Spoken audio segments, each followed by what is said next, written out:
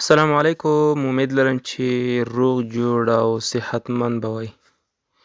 د انګلیسي زده کړې پروګرام په دې نوي او مهمه ویډیو کې تاسو ته هرکلی وایم او امید لرم چې تیر شوي درسونه به مو زده کړي وي او د ژوند په چارو کې مې ورڅخه ګټه اخیستې وي.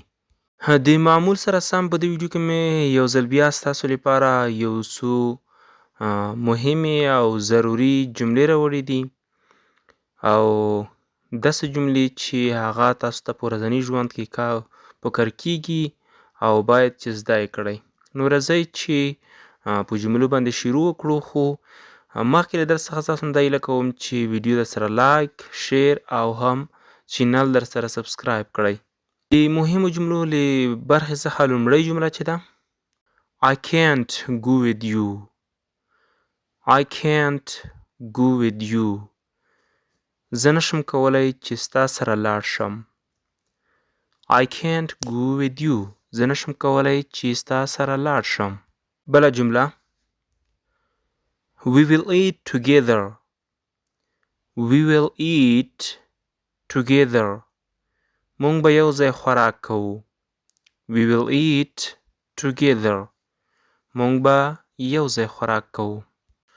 It is not fair with you. It is not fair with you. دا ستا سره مناسبه نه ده یا ستا لپاره په کار نه ده. It is not fair with you.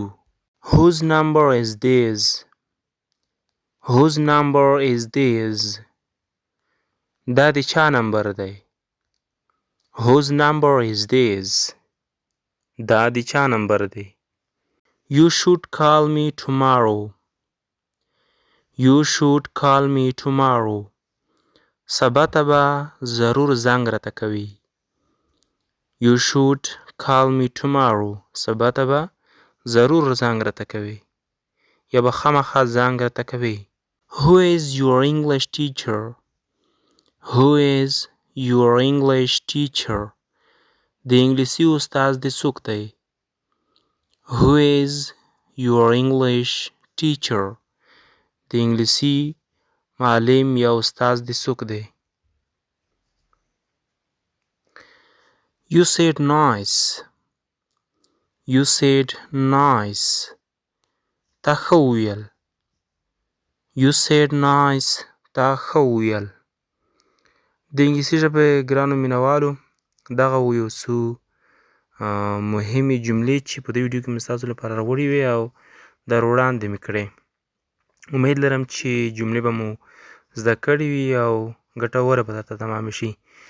نو دا ویډیو په همدغه ځای باندې بس ده. بله ویډیو کې ستاسو چوپړ ته حاضرېږم. ما ته اجازه راکړئ او ښې چارې.